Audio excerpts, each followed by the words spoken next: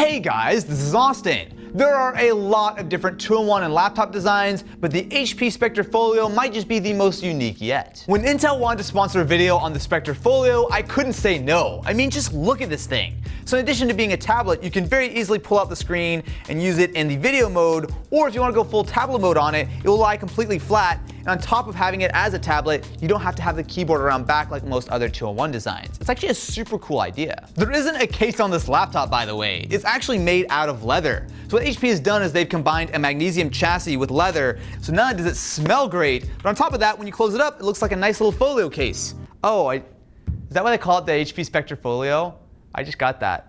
It's like a full, oh, okay. They've wrapped the entire thing up into what I think is a pretty cool looking package. Can you tell that I really like this thing? Open it up and you'll have a better idea of how this all works. So on the bottom part, we have a magnesium chassis, which is where you have your keyboard, you have your battery, as well as the motherboard. And the screen itself is hinged not only on the bottom, so you can open and close it like a laptop, but it's also magnetically attached on the bottom. So if I wanna just move it over to like say another mode, it's all really straightforward. It's a much, much smarter idea than pretty much any other two-in-one I've ever tried.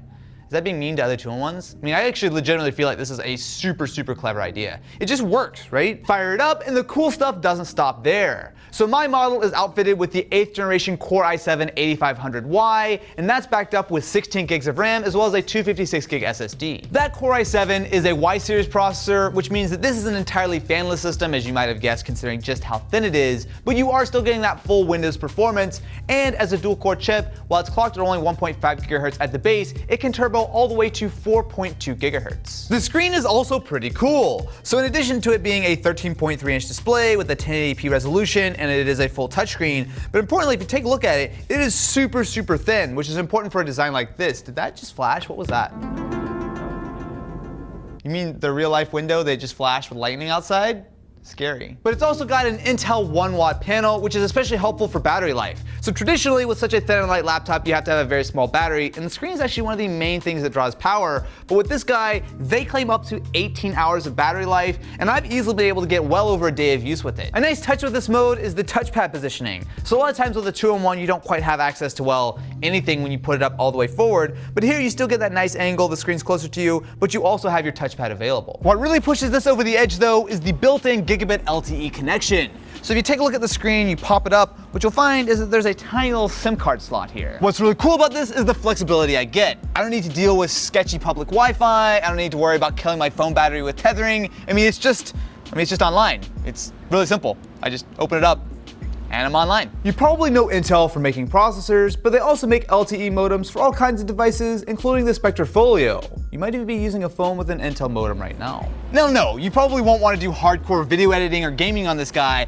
but it is powered by that full Core i7 processor, which means that things like Photoshop and of course all the staples like Chrome and Word will all work completely fine here. And since you're always connected, you have access to cloud apps such as Google Docs, as well as of course all the local stuff you want. It really is the best of both worlds, although I guess to be fair, this is not the only laptop in the world that does have LTE. There are other Intel options with 7th and 8th gen processors that do have LTE, but this is sort of my favorite blend of not only the form factor, but also the portability and the access to the power and the speed and the battery life and the leather smell. There's a lot of other great stuff with the Spectre Folio. Starting out with, we have the stylus, which is included, something that other companies might want to take note on. As a joke, see, as a pun.